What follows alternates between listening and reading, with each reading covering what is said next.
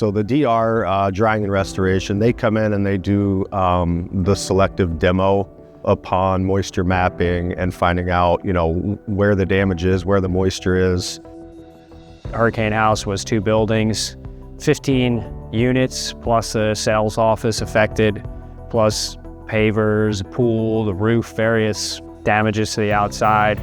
We got in there as soon as demolition was finished, and we started rebuilding the property. Having done some work in the construction business and worked with construction companies, and being an engineer, I could tell these guys knew what they were doing.